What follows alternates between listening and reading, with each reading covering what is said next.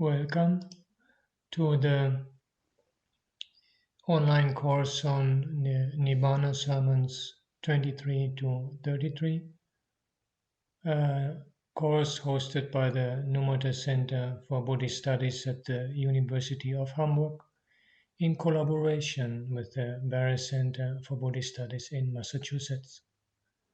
And today we will be looking at Sermon 25.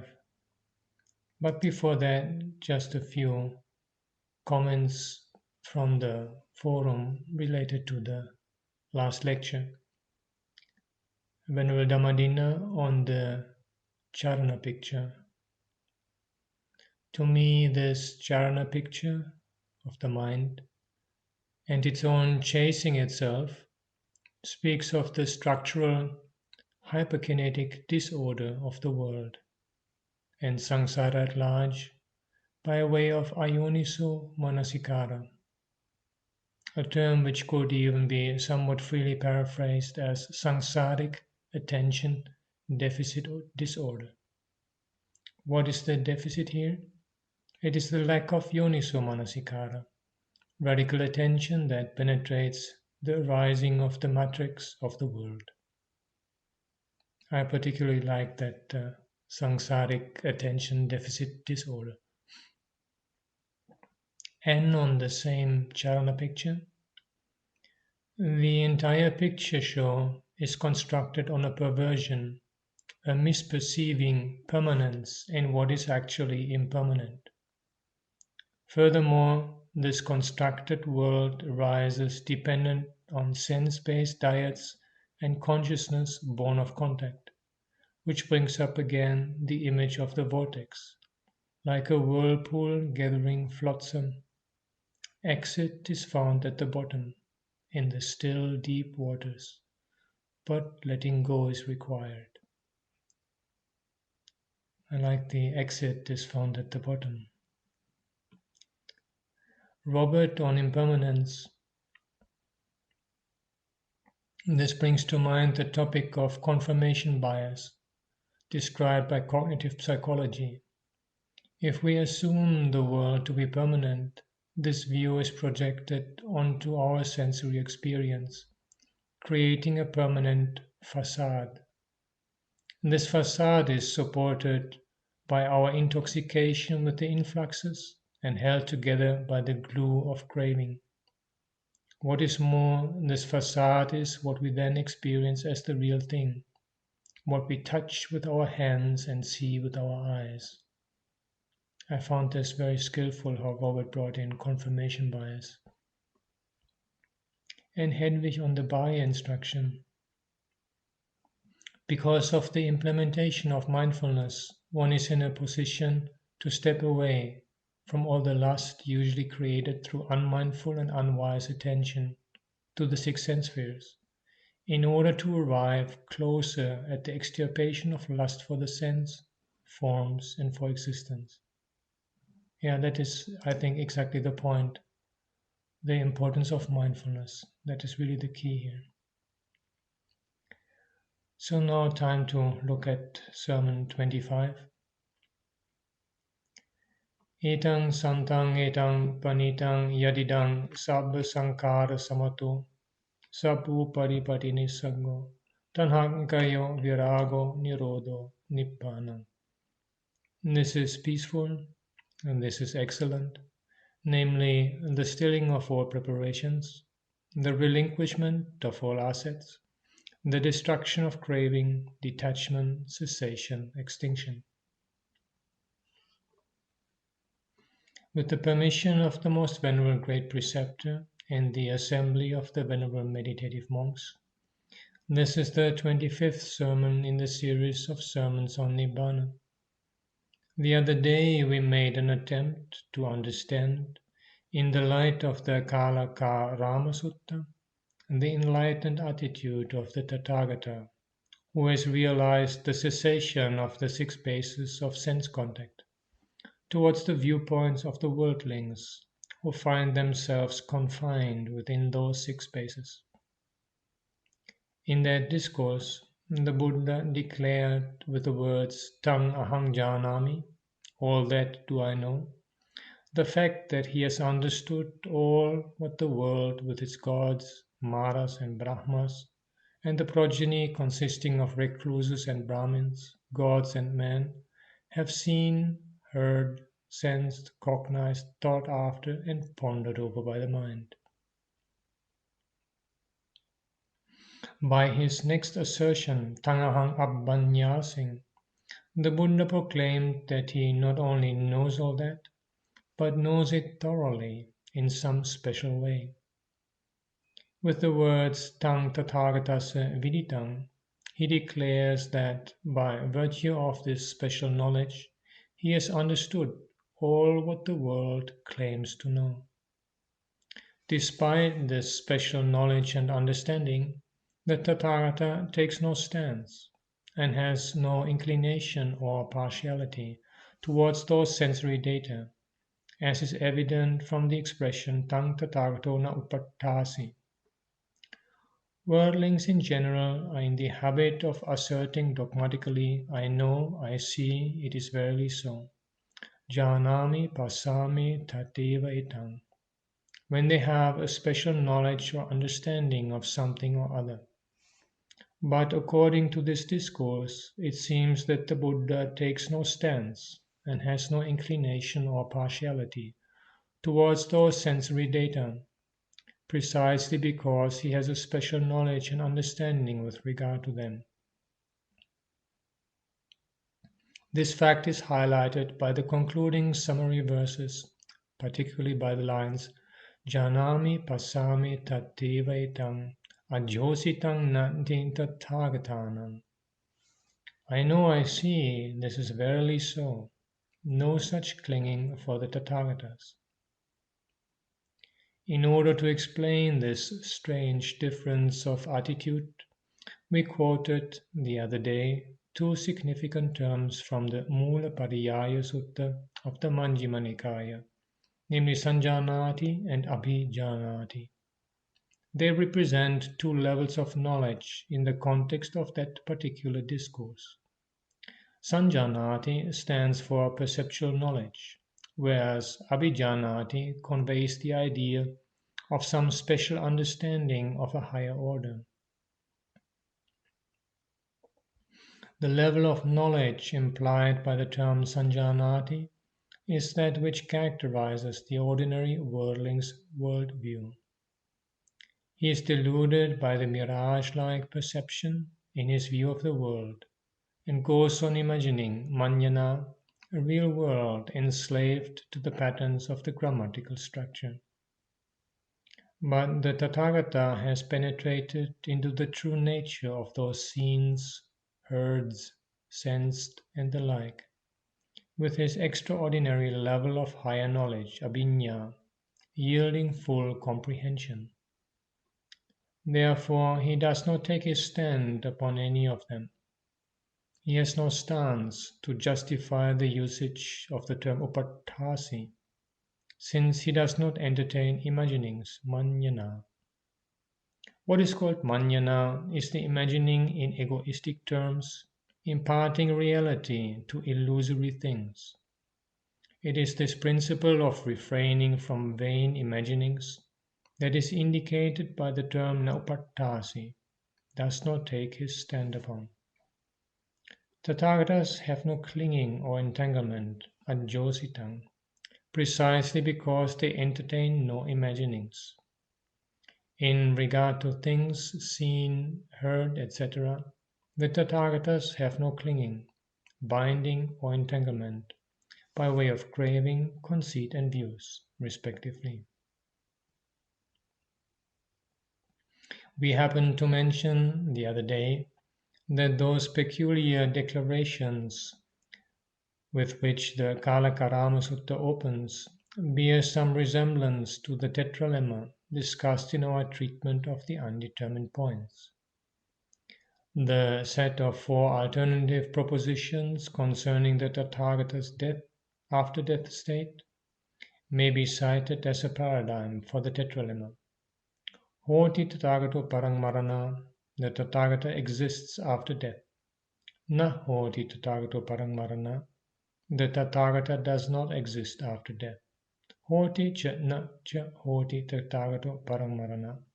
The Tathagata both exists and does not exist after death. Neva hoti na hoti Tathagato paramarana. The Tathagata neither exists nor does not exist after death. The declarations found in this discourse bear some affinity to the above-mentioned tetralemma. However, we find here the Buddha making the first declaration in several stages. Firstly, he makes the statement that whatever is seen, heard, sensed, and cognized, thought after, and pondered over by all beings in the world, that he knows. In the second statement, he affirms that he has a higher knowledge of all that. Then comes a sentence which reaffirms that the Tathagata has understood, but ends with the statement, the Tathagata does not take his stand upon it. Generally, when confronted with the tetralemma, the Buddha summarily dismisses all the four alternative propositions. But here the peculiarity is in not dismissing the first proposition at once. He declares that he knows, that he has a higher knowledge, and that he has understood all that. Apparently, he is affirming the first proposition, granting the validity of sensory data. But then comes the concluding statement to the effect that he does not take his stand upon them, na upaṭṭhāsi, which amounts to a negation. The secret behind this peculiar presentation will emerge when we bring up the proper similes and parables. Till then, what can be gleaned from the context is that the Tathagata has no stance, not because he is ignorant, but due to the very fact that he knows fully well and has understood the nature of the sum total of sensory data. The worldlings are prone to think that it is when convincing knowledge is lacking that one has no such stance. But the Buddha declares here that he takes no stance in regard to what is seen, heard, sensed, etc., precisely because he has a special understanding, a penetrative knowledge of the essencelessness of the data obtained through the six sense bases. So it seems in this context too, we have the negation of the first alternative, as is usual in the case of a tetralemma, only that the negation is expressed here in a very peculiar way. Let us now take up the second declaration. Yang bhikkhave sadevakassa lokassa samarakassa sabrahmakassa sasammanna brahmaniya pajaya sadeva manusaya dittang sutang mutang viññātang pattang pariyesitang anuvicharitang manasa tangahang na janamiti vadeyang tang mamasa musa. If I were to say, monks, whatsoever in the world with its gods, maras and brahmas, among the progeny consisting of recluses and brahmins, gods and men, whatsoever is seen, heard, sensed and cognized, thought after and pondered over by the mind, all that I do not know, it would be a falsehood in me. Comment, translation, Bhikkhu Bodhi. Because if I were to say in this world with its devas, mara and brahma, among its population with its ascetics and brahmins, its devas and humans, whatever is seen, heard, sensed, cognized, reached, sought after, examined by the mind that I do not know, that would be a falsehood on my part. End of comment. There's a difference of opinion as to the correct reading of this second declaration. Deep suttas often present difficulties in determining the exact reading, and this is especially the case with the Kālakārāma Sutta. In this instance, the commentary has followed the reading Tangahang Janami iti vadeyang, Tang Mama Samusa. If I were to say that I know, it would be a falsehood in me. But as we have pointed out earlier, this reading is not meaningful. That is probably why the Chatta Sangiti Pitaka edition has followed the variant reading Tangahang na janami iti vadayang. If I were to say that I do not know. This departure from the commentarial tradition seems justifiable, since the Buddha has already declared that he knows all that. It stands for a reason, therefore, that in the second declaration he makes it clear that to say I do not know would be a contradiction, a falsehood. But why this clarification? Generally, the worldlings expect one to unequivocally assert and take one's stand upon one's viewpoint in categorical terms, as expressed by the dictum idameva satyam moghang anyang. This alone is true, all else is false. Failure to do so is recognized as a lack of knowledge or precision. The second declaration is meant to forestall such an objection, since the first declaration ends with the clause Tang Tathagata na upattasi, but the Tathagata has not taken his stand upon it. So it amounts to a statement like, it is not because I do not know that I take no stance.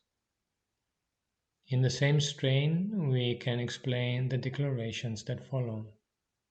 It seems then that the second declaration, Tangahang na janami iti vadeyam tang mamasa musa, if I were to say all that I do not know, it would be a falsehood in me, amounts to the second alternative of the tetralemma.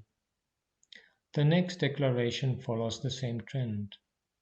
To quote the relevant portion, Tangaham janami cha na cha janami iti vadeyam tam pasatari sameva.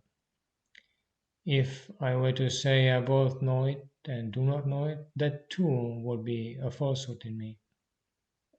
In regard to the aforesaid scenes, heard, sensed, etc., if I were to say that I know, I do not know, or even a combination of both those statements as I both know and do not know, it would be a falsehood on my part. Why? Because the world is accustomed to put down such a vacillation to a lack of certitude. To say I both know it and know it not looks like a confession of partial knowledge, since it can mean knowledge and ignorance going 50-50. So the Buddha says in this instance too that it would likely be a falsehood, tampasatarisameva. Now we come to the fourth statement. The Buddha declares, if I were to say I neither know it nor am ignorant of it, it would be a fault in me. Tangahang niva janami na janami tivadeyang tang mamasa kali. We can understand that position too. Generally, the worldlings think that the refusal to make a categorical statement is either due to partial knowledge or to an attitude of wriggling out. In fact, this attitude of wriggling out had already assumed the status of a philosophy in itself in Sanjaya Belatthiputta, a contemporary of the Buddha. When he was interrogated, he would respond with such a series of negations like, I do not say it is, I do not say it is thus, I do not say it is otherwise, nor do I say it is neither, etc. The attempt here is to evade the issue by a sort of eel wriggling. That school of philosophy, which resorted to such an evasive legerdemain, came to be known as Amaravikepavada.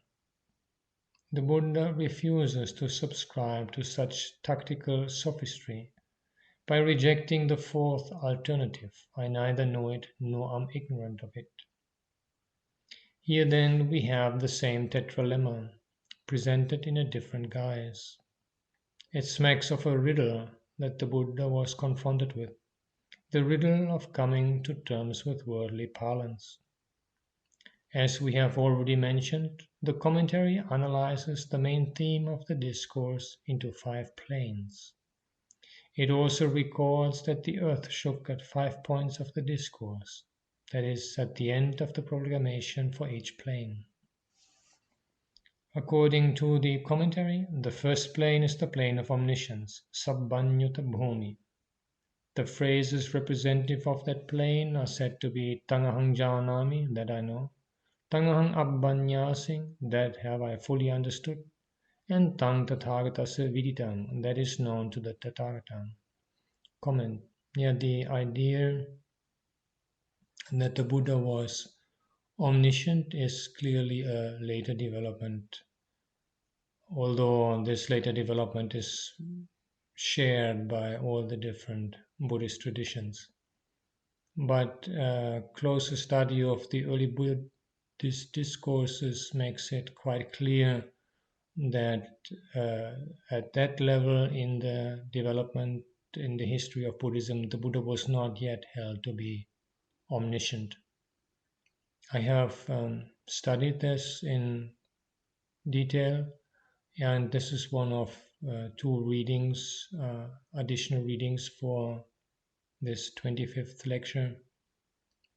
It part of a book on the evolution of the Abhidharma, and there I have summarized my research on the passages relevant to the idea that the Buddha was omniscient. And for those of you who do not have the time or inclination to follow this up in detail, there's a very simple argument proposed by Richard Combridge. If we look at the text on monastic discipline, the Vinaya, we find time and again that the Buddha is on record for giving a particular rule or regulation, and then it doesn't work, something has to be changed, something has to be adjusted. And this is quite a pervasive trend in Vinaya literature. And all of this, of course, does not really work with the idea that the Buddha was omniscient. If he had been omniscient, he should have known all the facts and related causes and conditions to that particular problem and should have been able to address it straight away with a rule that works forever rather than having to adjust and readjust. And there are also a number of passages in the suttas that show the Buddha coming across something unexpected. Again, that would not really work with the idea of the Buddha being omniscient. So, in the case of the Kalakarama Sutta, these affirmations, Tangahang Janami, Tangahang Abhanyasing, Tang Tathagata Saviditang, that I know, I have fully understood it, that is known to the Tathagata, should be understood in the sense of penetrative knowledge, seeing through, understanding fully, rather than comprehensive knowledge in the sense of knowing each and every detail. End of comment.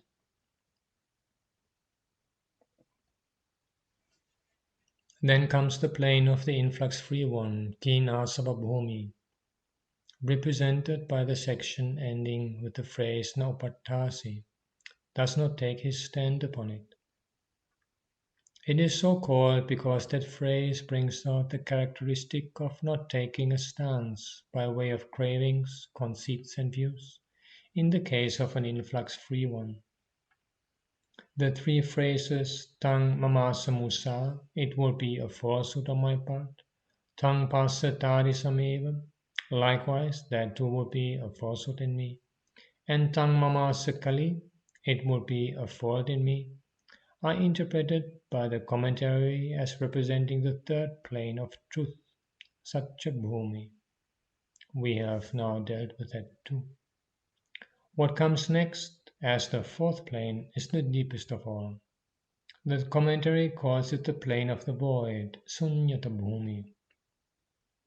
It is with good reason that it is so called. The paragraph that follows is said to represent that plane. It runs, Itiko bhikkhave tathagato ditta dattabbang dittang na manyati, adittang na manyati, dattabbang na manyati, dattarang na manyati. Sutta sotabbang suttang na manyati. Asutang na manyati. Sotabbang na manyati. Sotarang na manyati. Mutta motabbang muttang na manyati. Amutang na manyati. Motabbang na manyati. Muttarang na manyati. Viññāta viññātabbang viññātang na manyati. Aviññātang na manyati. Viññātabbang na manyati. Viññātarang na manyati. Comment. And just for ease of following the exposition, I give again here Bhikkhu Bodhi's translation of this passage that the Venerable Ñāṇananda gives only in the Pali here. So having seen what can be seen, the Tathagata does not misconceive the seen, does not misconceive the unseen, does not misconceive what can be seen, does not misconceive one who sees.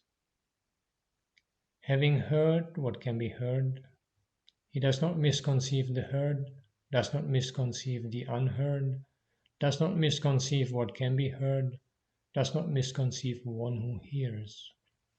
Having sensed what can be sensed, he does not misconceive the sensed, does not misconceive the unsensed, does not misconceive what can be sensed, does not misconceive one who senses. Having cognized what can be cognized, he does not misconceive the cognized, does not misconceive the uncognized, does not misconceive what can be cognized, does not misconceive one who cognizes. End of comment. Here too we are confronted with the question of variant readings. To begin with, here we have given the phrase ditta dattabbang dittang, whereas the commentary takes it as datta dattabbang dittang. According to the commentary, datta is a hypothetical variant of the absolute form disva. For it paraphrases datta dattabbang ti disva dattabbang, that is, datta dattabang stands for disva dattabang. So the whole sentence in question is said to convey the sense, having seen, he does not imagine a scene worth seeing. But the variant reading ditta is granted, though the commentary prefers the reading datta, as it is suggestive of the absolutive drishtva. Taking the cue from this commentarial preference, the Burmese Chatta Sangiti edition goes a step further in substituting Suttva, Muttva, and Viññāta, rather arbitrarily, to give an absolutive twist to the three phrases that follow, as Suttva Sutabbang Suttang, Muttva Mottabbang Muttang, and Viññatva Viññātabbang Viññātang.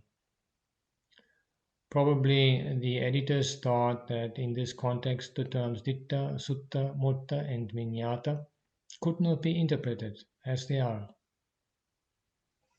But we may point out that in keeping with the line of interpretation we have followed so far, these three terms may be said to stand for an extremely deep dimension of this discourse dealing with the void. The other day we simply gave a sketch of a possible rendering. The statement ditta dattabbang dittang na manyati has to be interpreted as an assertion that the Tathagata does not imagine a sight worthwhile seeing as apart from the seen, that there is nothing substantial in the seen. So also the other statements, sutta suttabbang suttang na manyati, does not imagine a worthwhile hearing apart from the heard. Mutta mottabbang muttang na manyati does not imagine a worthwhile sensing apart from the sensed. Viññāta viññātabbang viññātang na manyati does not imagine a worthwhile cognition apart from the cognized.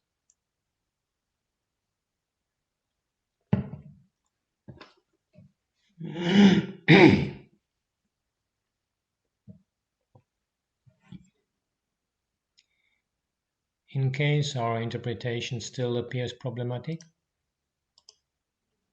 we may hark back to the Bhaya Sutta we have already explained at length. The philosophy behind the Buddha's exhortation to the ascetic Bhaya could be summed up in the words ditta dittamatang bhavisati, sutte suttamatang bhavisati, Mutte muttamatang bhavisati, viññāte viññātamatang bhavisati. In the seen there will be just the seen, in the heard there will be just the heard, in the sensed there will be just the sensed, in the cognized there will be just the cognized. What is meant is that one has to stop at just the seen, without discursively imagining that there is something seen, something substantial behind the scene.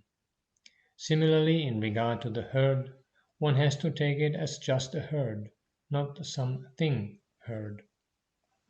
In the case of the phrase ditta dattabbang dittang namanyati, the word ditta being in the ablative case, we may render it as does not imagine a sight worthwhile seeing as apart from the seen. By way of further clarification of this point, we may revert to the simile of the dog on the plank which we gave in our explanation of Nama Rupam. The simile is of course not canonical, but of fable origin. When a dog, while crossing a stream, stops halfway on the plank and starts wagging its tail, peeping curiously down, the reason is the sight of its own image in the water. It imagines a dog there, a water dog. The dog thinks that there is something worthwhile seeing apart from the scene. It is unaware of the fact that it is seeing what it sees because it is looking. It thinks that it is looking because there is something out there to be seen. The moment it realizes that it is seeing because it is looking, it will stop looking at its own image in the water. We have here a very subtle point in the law of dependent arising, one that is integral to the analysis of name and form. So then, due to the very ignorance of the fact that it is seeing because it is looking, the dog imagines another dog there in the water. What is called manjana is an imagining of that sort. No such imagining is there in the Tathagata. Ditta dattabbang dittang namanyati, he does not imagine a sight worth seeing is apart from the seen. In short, for him the seen is the be-all and the end-all of it. The seen is dependently arisen. It comes about due to a collocation of conditions, apart from which it has no existence per se. Every instance of looking down at the water is a fresh experience, and every time an image of the dog in the water and of another looking at it is created. The dog is seeing its own image. Everything is dependently arisen. Passa paccaya, says the Brahmajala Sutta, dependent on contact. Here there is something really deep. It is because of the personality view, Sankaya Ditti, that the world is carried away by this illusion. One goes on looking, saying that one is doing so, as there is something to be seen, but the seen is there because of the looking. This then is the moral behind the statement ditta tabbang dittang namanyati. Does not imagine a scene worthwhile seeing is apart from the scene. This is the dictum implicit in the Bhaya Sutta too, which could be illustrated by the simile of the dog on the plank.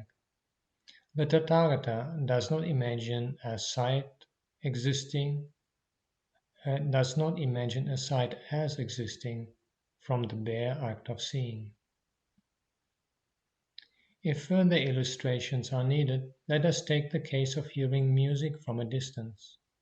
One imagines a thing called music, and with the idea of listening to the same music goes to the place where the music is going on. One is not aware of the fact that at each step in that direction one is hearing a different music. Why? Because one is ignorant of the law of dependent arising.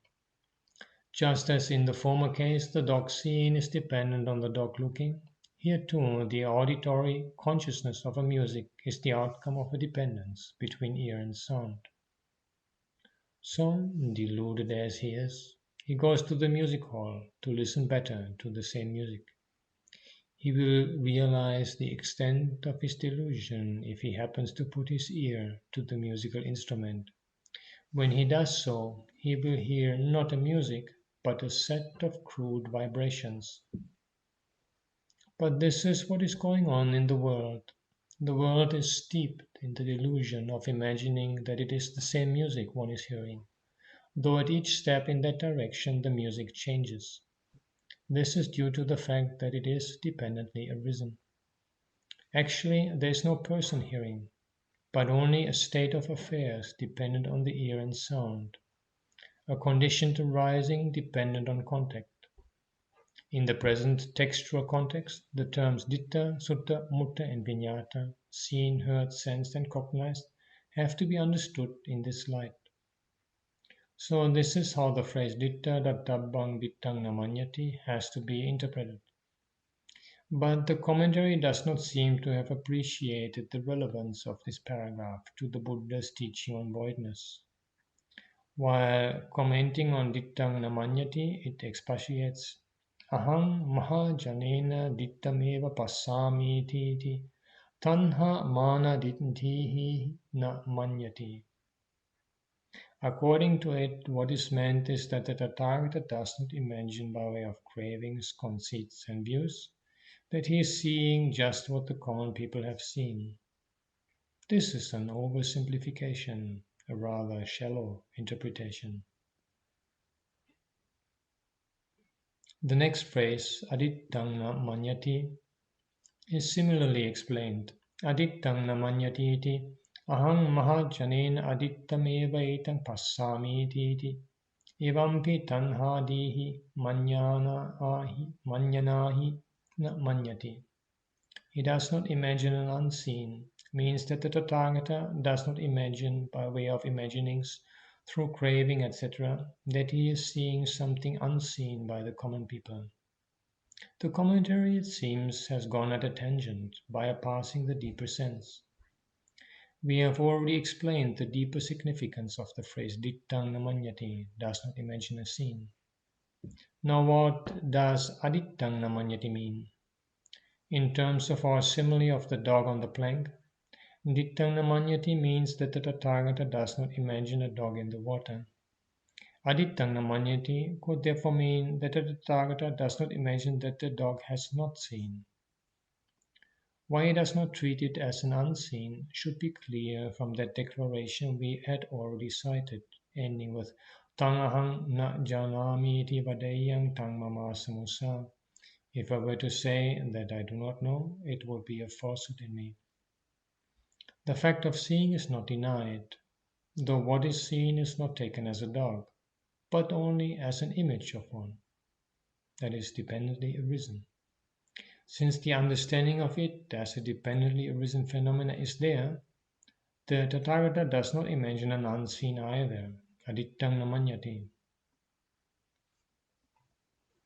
The phrase dattabbang namanyati is also explicable in the light of the foregoing discussion. Now the dog on the plank keeps on looking down at the water again and again, because it thinks that there is something worthwhile seeing in the water. Such a delusion is not there in the Tathagata. He knows that at each turn it is a phenomenon of a scene dependently arisen, dependent on contact, passapaccaya. Every time it happens, it is a fresh sight, a new preparation, sankhara. So there's nothing to look for in it. Only a looking is there, nothing worth looking at. Only a seeing is there, nothing to be seen. Apart from the bare act of hearing, there's nothing to be heard. It is the wrong view of a self that gives a notion of substantiality. The above phrase, therefore, is suggestive of insubstantiality, essencelessness, and voidness. Music is just a word. By taking seriously the concept behind that word, one imagines a thing called music. The pandemonium, created by a number of musical instruments, is subsumed under the word music. Then one goes all the way to listen to it. The same state of affairs prevails in the case of the scene.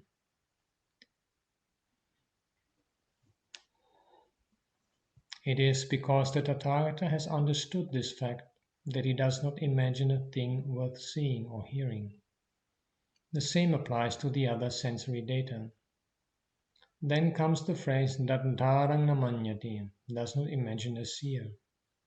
Here we have the direct expression of voidness, the voidness of a self or anything belonging to a self.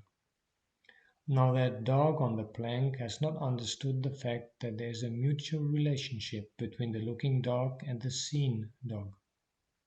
It is because of the looking dog that the seen dog is seen.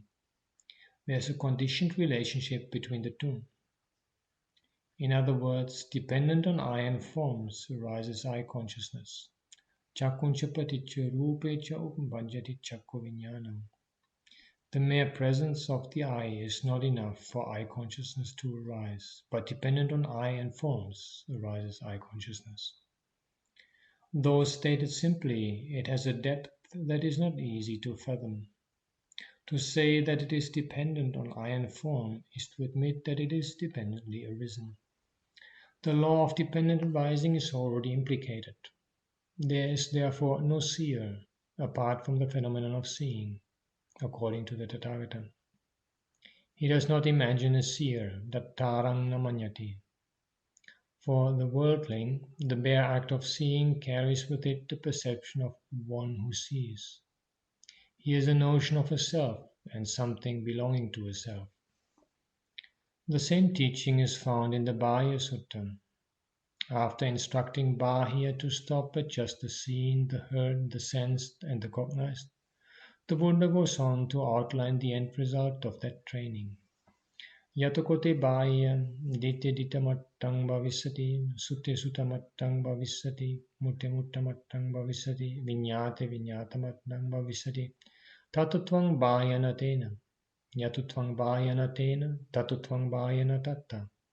Yatutvang bāyana tatta, tatutvang bāyane vida, nahurang, naubaya mantarena, ese vantu kasam. And when to your Bāhya there will be in the seen just the seen, in the heard just the heard, in the sensed just the sensed, in the cognized just the cognized, then Bāhya you're not by it. And when Bāhya you're not by it, then Bāhya you're not in it. And when Bāhya you're not in it, then Bāhya you are neither here nor there nor in between. This itself is the end of suffering. Comment, translation by Ireland. When Bāhya in the seen is merely what is seen, in the heard is merely what is heard, in the sensed is merely what is sensed, in the cognized is merely what is cognized, then Bāhya you will not be with that. When Bāhya you are not with that, then Bāhya you will not be in that. When Bāhya you are not in that, then Bāhya you will be neither here nor beyond nor in between the two. Just this is the end of suffering. End of comment.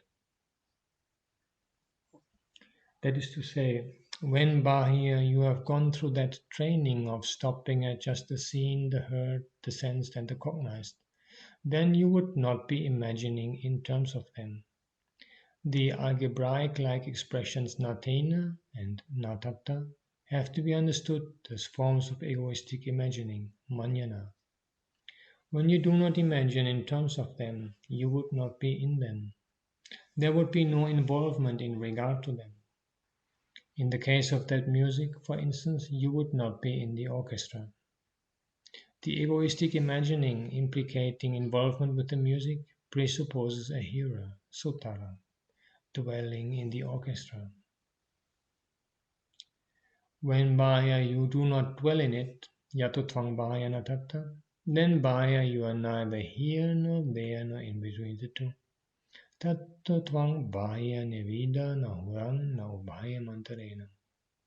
This itself is the end of suffering. In other words, you would have realized voidness, sunyata. The expression Datarang namanyati does not imagine a seer, Sotarang namanyati does not imagine a hearer, Motarang namanyati does not imagine a senser, Viññātarang namanyati does not imagine a knower, have to be understood in this light. The Tathagata does not even imagine a thinker apart from thought. This is the plane of the void, sunyata bhumi, the perfect realization of the corelessness or essencelessness of the seen, the heard, the sensed, and the cognized. The very absence of manana or egoistic imagining is to be understood by sunyata bhumi or the plane of the void. The whirling takes serious the subject-object relationship in the grammatical structure, as it seems the simplest explanation of phenomena. Because there is something to be seen, there is someone who sees. Because there is someone who sees, there is something to be seen. There is a duality between these two. To understand the law of dependent arising is to be free from this duality. It is the ability to see a concatenation of conditions, a conglomeration of causal factors, an assemblage instead of a bifurcation.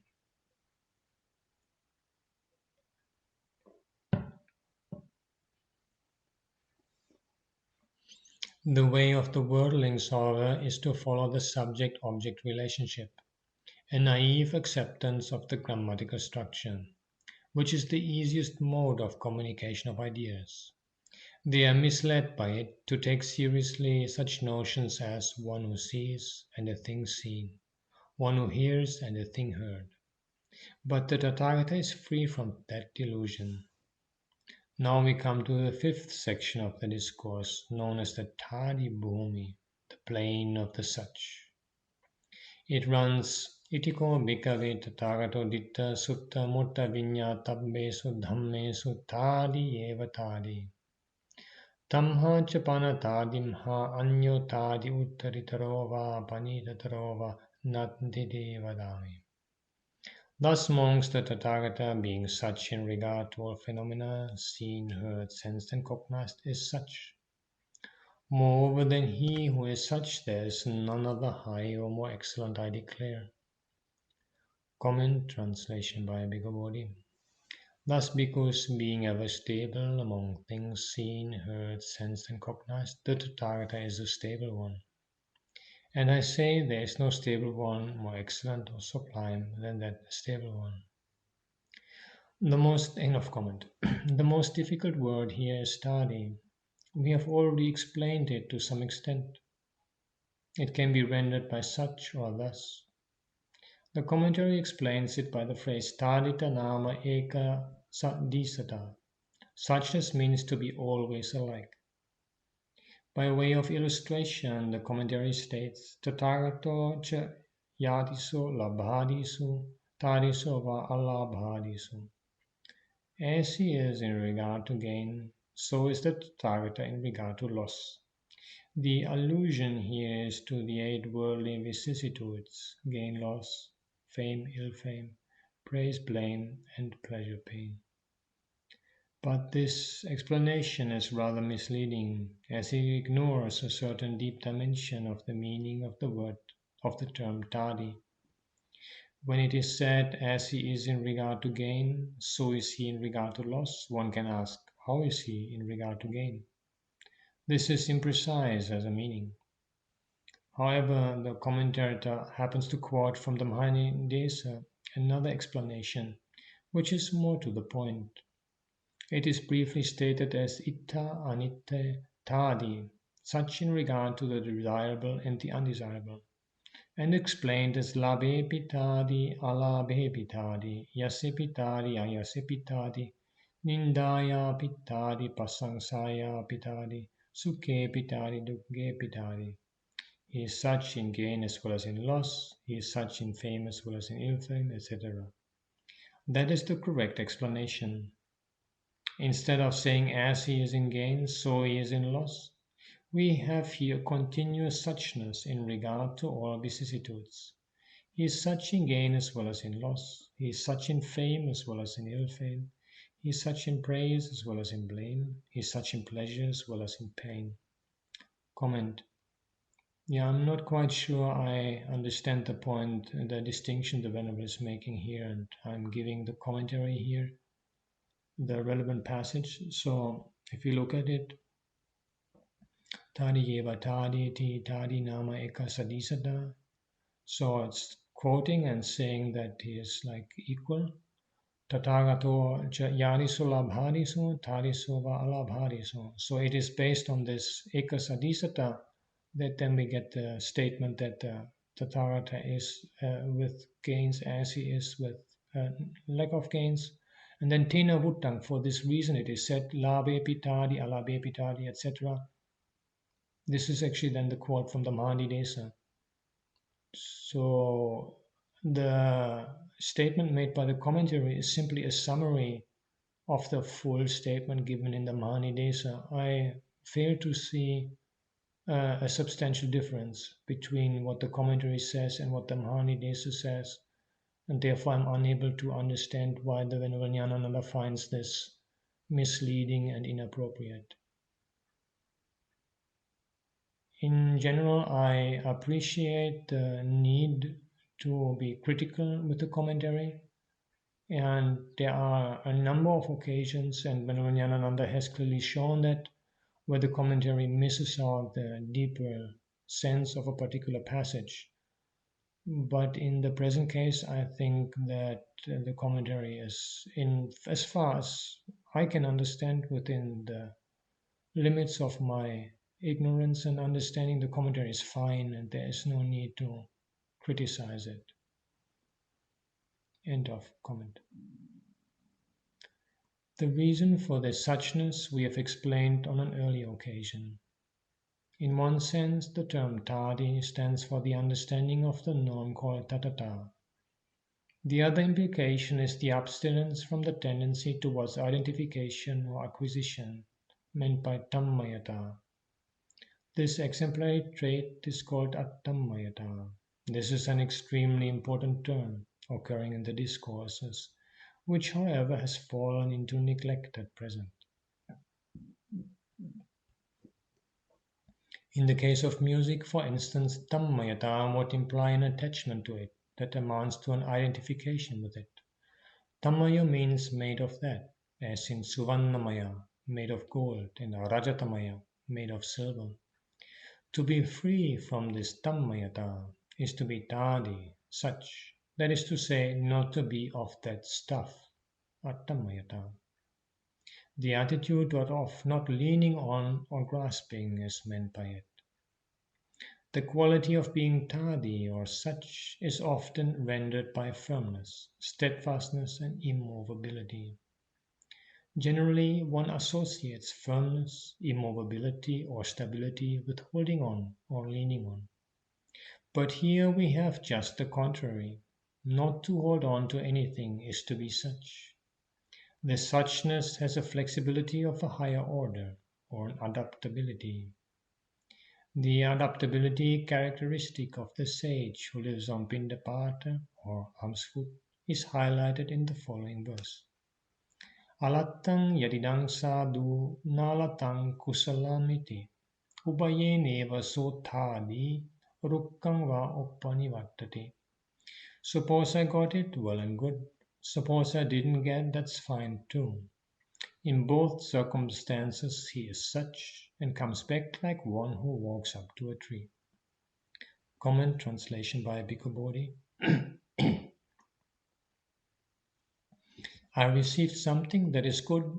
I received nothing, that is fine. In both situations, remaining impartial, he returns to the tree itself. I think the reference to the tree just means the place where they go to meditate. End of comment. This kind of adaptability and resilience is also implied by the term tadi. Though the term is sometimes rendered by the word steadfast, it does not stand for any rigidity. Instead, it carries implications of a non-rigid resilience. This is a wonderful quality in Tathagatas and Arahants. We may compare it to a revolving swing in a children's playground. One who is seated in a revolving swing has nothing to get upset about falling headlong when the swing goes up. The seats are hung in such a way that they also turn with the revolving motion of the swing. Had they been rigidly fixed, one seated there would fall off the seat when it goes up. It is that kind of resilience that is characteristic of the quality of tarita, or suchness. This is how we have to understand the famous lines in the Mahamangala Sutta. Puttasya logadhammehi chittang yasana kampade, whose mind remains unshaken when touched by worldly vicissitudes. Comment translation by Bhikkhu Bodhi. One whose mind does not shake when touched by worldly conditions. End of comment. This quality of being unshaken, this immovability, is the result of not grasping. It comes when there is no tenacious clinging. It is to one who rests on or leans on something that there is dislodgement or instability. Now I am leaning on the wall. If someone does damage to the wall, I would get shaken. That is what is suggested by the axiom nisitasa chalitang, anisitasa chalitang nati. To one who is attached, there is dislodgement. To the one detached, there is no dislodgement. The worldling, on the other hand, thinks that to lean on or to rely on something is the mark of stability. So it seems that the term tadi has an extraordinary dimension of meaning. In this particular context, however, the suchness spoken of does not concern the 8 worldly vicissitudes like gain and loss. Here it carries a special nuance, as is evident from the statement Itiko bhikkhave tatagato ditta sutta mutta viññātabbesu dhammesu tadi yeva tadi. Thus monks, the Tathagata, being such in regard to all phenomena, seen, heard, sensed and cognized, is such. Comment translation by Bhikkhu Bodhi.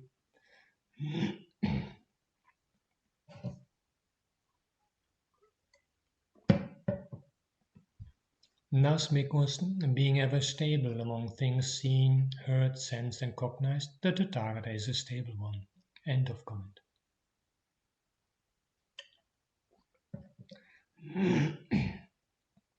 The suchness here meant is about the views adhered to by the worldlings. In regard to things seen, heard, sensed and cognized, the worldlings go on asserting dogmatically, idam eva satchang, mogam anyang. This alone is true, all else is false. But the Tathagata has no such dogmatic involvement. He only analytically exposes them for what they are.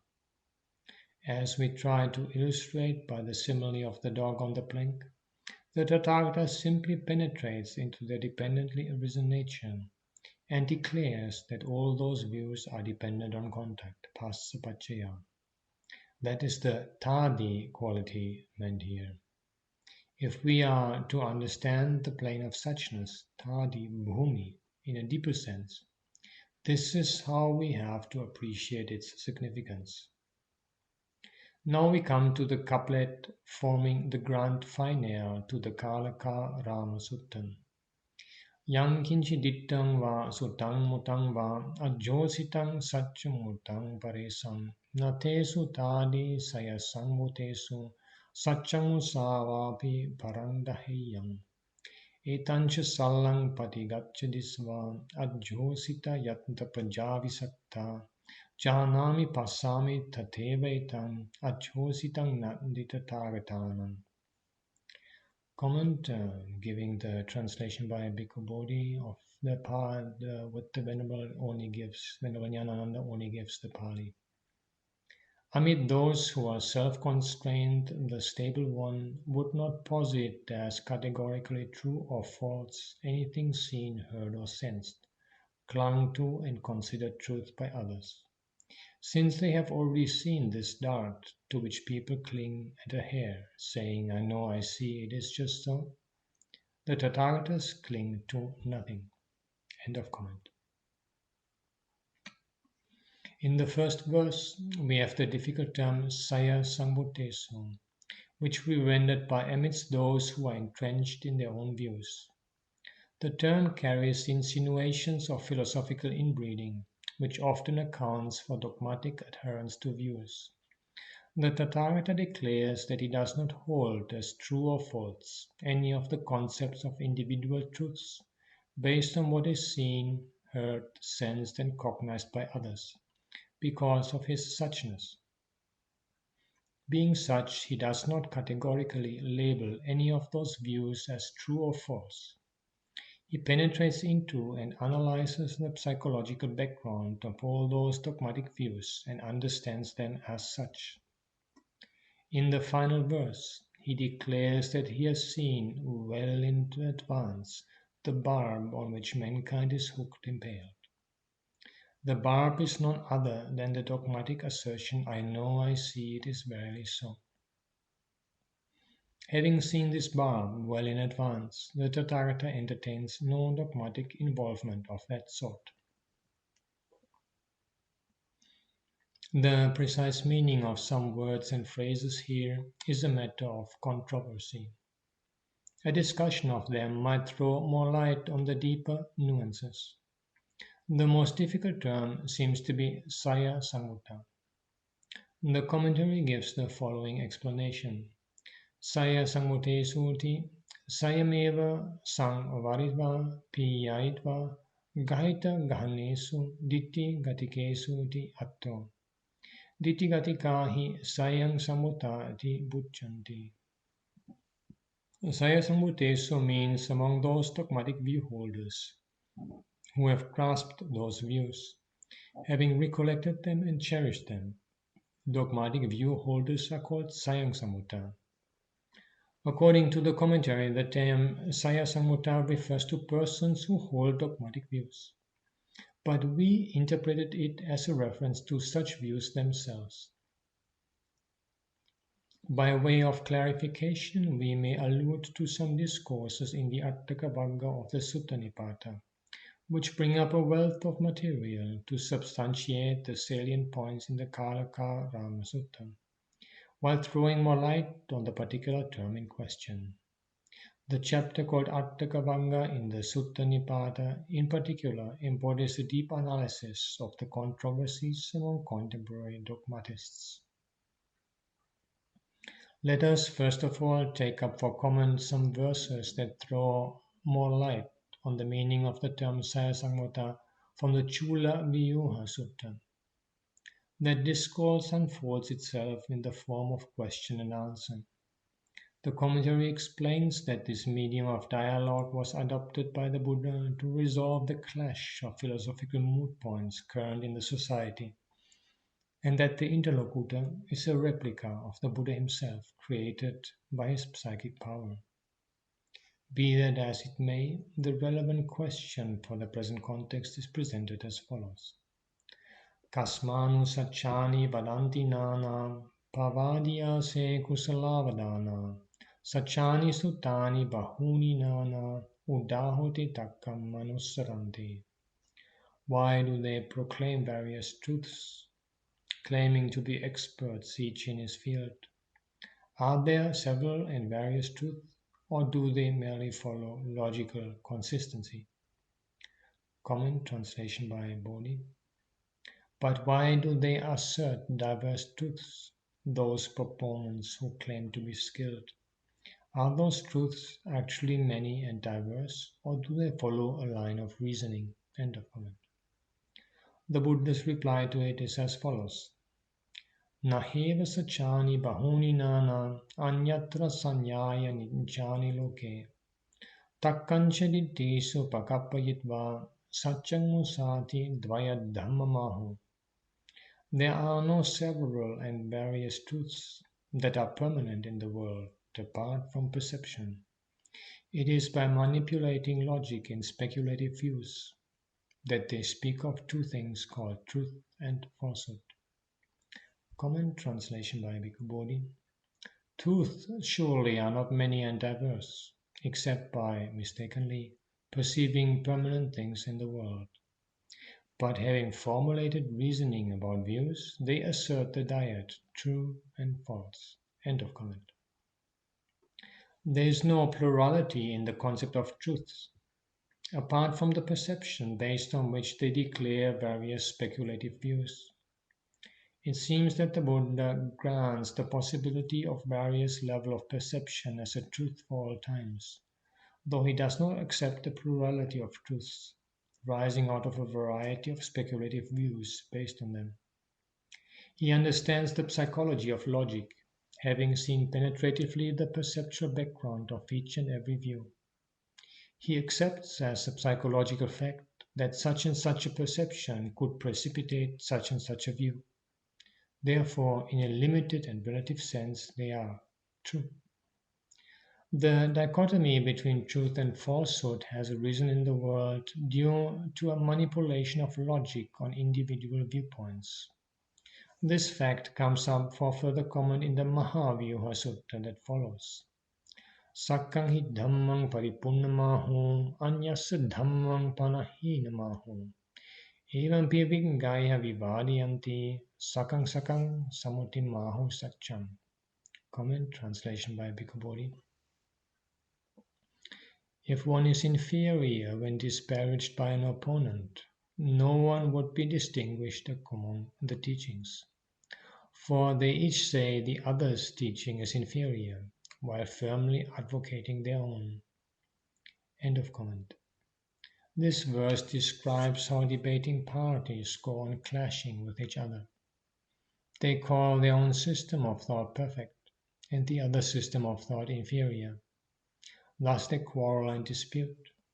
Their own individual viewpoint they assert as true.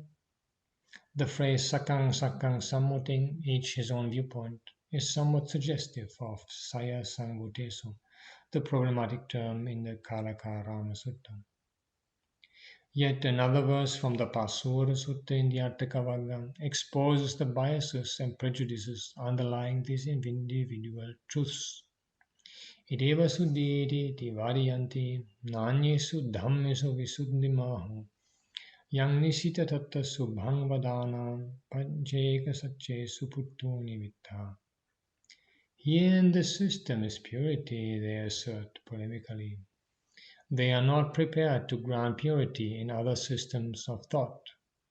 Whatever view they lean on, that they speak in praise of, they are severely entrenched in their own individual truths. Comment translation by Bhikkhu Bodhi. Here alone is purity, they declare. They say there is no purification in other teachings. Declaring whatever they depend on to be excellent, many are entrenched in separate truths. End of comment. The last line is particularly relevant as it brings up the concept of Pancheka Satcha. To be a Pacceka Buddha means to be enlightened for oneself. So the term Pacceka Satcha can mean truth for oneself. Those who hold conflicting views go on debating entrenched each in his own concept of truth. Comment, this is another additional reading just for those of us who want to follow up a little bit more the idea of Pacceka and in support of the interpretation proposed by Venerable Ñāṇananda. This is an article I originally wrote on Isigili Sutta, which is now found in my collected studies in the Ekotarika Agama studies, which I will be making available. And there I discuss the different interpretations proposed of Pacceka. And for those who are still willing to follow it up further in a subsequent chapter in that same book, Ekotarika Agama Studies, in the study of the Jinna Sutta, I take up an Ekotarika Agama discourse that brings in the Pacceka Buddha. And in general, the Pacceka Buddha is very prominent in the Ekotarika Agama of the early Buddhist discourses. And since the Ekotarika Agama is somewhat later, well, let me phrase this differently, as reflects a broader time frame than the other early discourse collections. If we say the Pali discourses in the Chinese Agamas might be reflecting, say, the first 2 centuries, very roughly speaking, in the development of Buddhist thought, the Ekotarika Agama would get another 1 or 2 additional centuries in terms of reflecting developments. So at times, Ekotarika Agama discourses can be very early, but there's also substantially later material. And the prominence of the Pratyeka Buddha and the Pacceka Buddha in these discourses has led me to some speculations on the significance of this idea of Pacceka Buddhas, which seem to become very prominent at a time probably soon after the Buddha's passing away, and then eventually again lose importance, being supplanted then by the Bodhisattva ideal. So just for those of you who are curious about that, to just read my ideas on that, not to be taken as a statement of truth, just a little bit of reflections and ideas that I have developed in relation to the idea of the motive of the Pacceka Buddha. End of comment. The three expressions Pacceka Satcha, Sakang Sakang Samoting, and Saya Samotesu convey more or less the same idea. The words Tesu, Saya Sambutesu refer to those narrow viewpoints to which they are individually confined or remain closeted in. The Tathagata does not hold as true or false any of those views limited by the self-bias. Another lapse in the commentary to the Kalaka Rama Sutta is its comments on the phrase Parang Daheyang. It takes the word Parang in the sense of supreme, Uttamang Katva, whereas in this context it means the other. Here too we may count on the following two lines of the Chula Vyuha Sutta of the Sutta Nipata in support of our interpretation. Yeneva baloti parangdahati tenatu manang kusalati chaha. That by which one dubs the other fool, by that itself one calls oneself an expert. Comment here is Bhikkhu Bodhi's translation. As he considers the opponent a fool, on the same ground he describes himself as skilled. End of comment. From this it is clear that the phrase Parang Dahati means dubs another. The last two lines of the Kalaka Rama Sutta are of utmost importance. Janami passami tateva etang ajositam nati tathagatanam. I know, I see, it is verily so. No such clinging for the Tathagatas. Worldlings dogmatically grasp the data heaped up by their six sense bases, but the Tathagatas have no such entanglements in regard to sensory knowledge. Why so? It is because they have seen the cessation of the six sense bases. By way of illustration, we may compare this seeing of the cessation of the six sense bases to an exposure of the inner mechanism of a high-speed engine by removing the bonnet.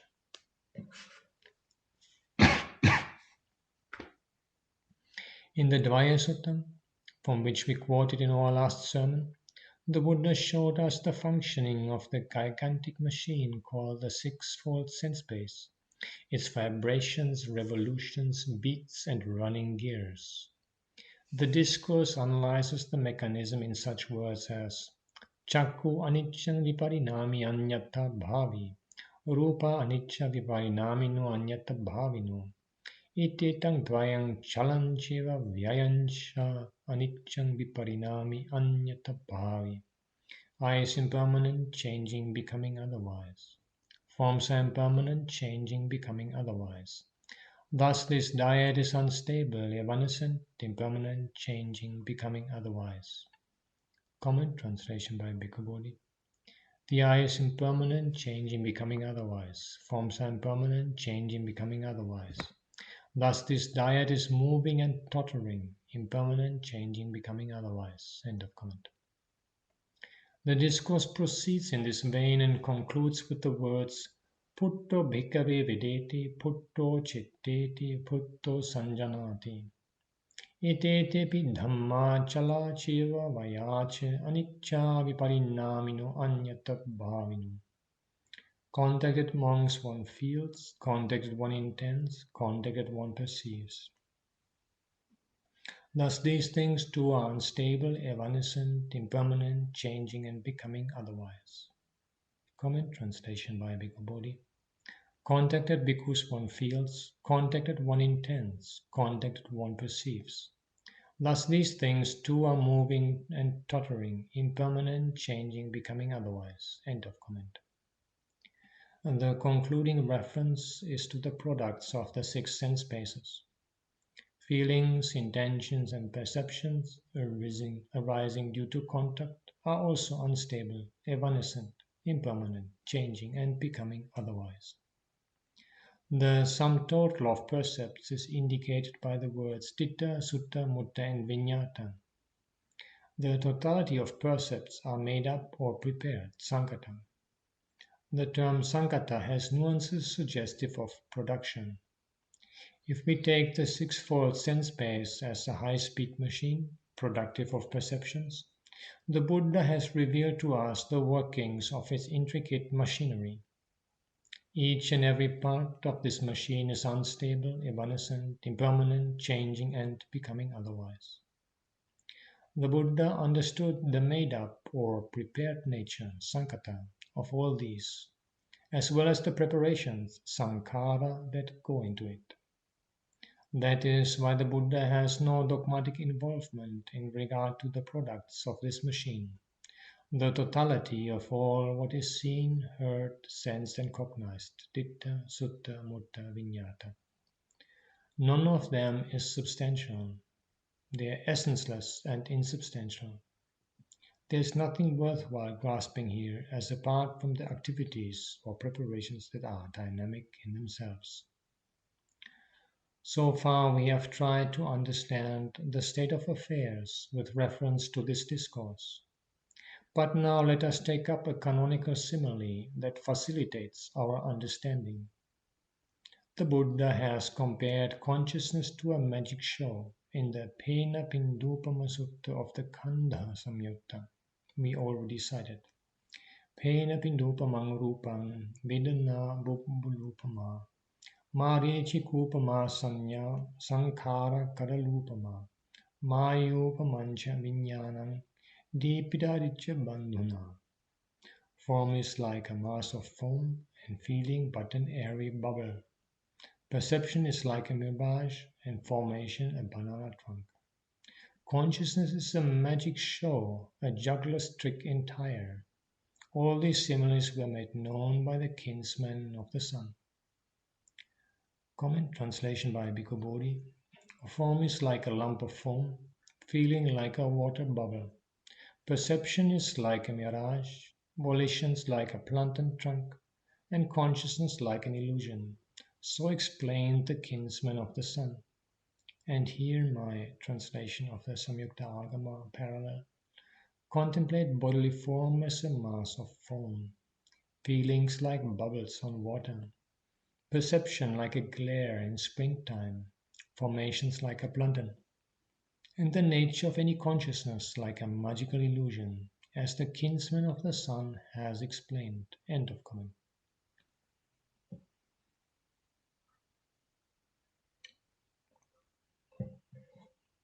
As a matter of fact, the verse itself is a mnemonic summary of a certain sermon delivered by the Buddha. According to it, the Buddha, the kinsman of the sun, has compared form to a mass of foam, feeling to a water bubble, perception to a mirage, preparations to a banana trunk, and consciousness to a magic show. What is of relevance to us here is the comparison of consciousness to a magic show. The simile of the magic show is presented in that sutta in the following words. Sayathabi bhikkhave maya karo va maya karante vasi va chatum mahapate mayang vidang seya.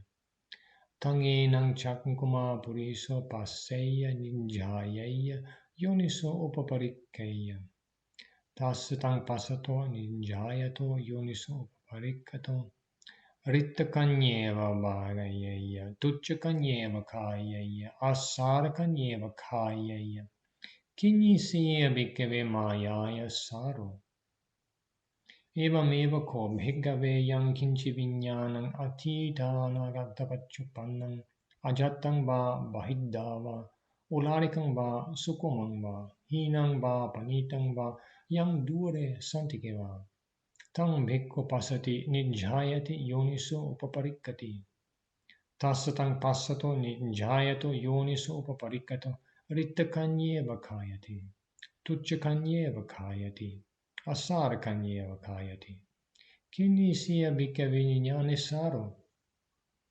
Suppose monks, a magician or a magician's apprentice should hold a magic show at the four crossroads, and a keen-sighted man should see it, ponder over it, and reflect on it radically. Even as he sees it, ponders over it, and reflects on it radically, he would find it empty, he would find it hollow, he would find it void of essence. What essence, monks, could there be in a magic show?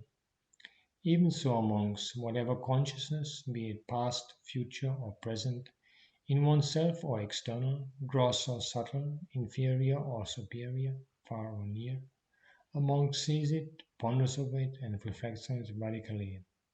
And even as he sees it, ponders over it, and reflects on it radically, he finds it empty, he finds it hollow, he finds it void of essence. What essence, monks, could there be in a consciousness? Comment, translation by Bhikkhu Bodhi. Suppose, bhikkhus, that a magician or a magician's apprentice would display a magical illusion at a crossroads. A man with good sight would inspect it, ponder it, and carefully investigate it, and it would appear to him to be void, hollow, insubstantial. For what substance could there be in a magical illusion? So too, bhikkhus, whatever kind of consciousness there is, whether past, future, or present, internal or external, gross or subtle, inferior or superior, far or near, a bhikkhu inspects it, ponders it, and carefully investigates it, and it would appear to him to be void, hollow, insubstantial. For what substance could there be in consciousness? And Samyukta Agama, parallel. Monks, it is just as if a master magician or the disciple of a master magician at a crossroads creates the magical illusion of an elephant troop, a horse troop, a chariot troop, and an infantry troop. And a wise and clear-sighted person carefully examines, attends to, and analyzes it. At the time of carefully examining, attending to, and analyzing it, he finds that there is nothing in it. Nothing stable, nothing substantial, it has no solidity. Why is that? It is because there is nothing solid or substantial in a magical illusion. In the same way, a monk carefully examines, attends to, and analyzes whatever consciousness, past, future, or present, internal or external, gross or subtle, sublime or repugnant, far or near. When carefully examining, attending to, and analyzing it, the monk finds that there is nothing in it, nothing stable, nothing substantial, it has no solidity. It is like a disease, like a carbuncle, like a thorn, like a killer. It is impermanent, dukkha, empty, and not self. Why is that? It is because there is nothing solid or substantial in consciousness. Thank you very much for your attention.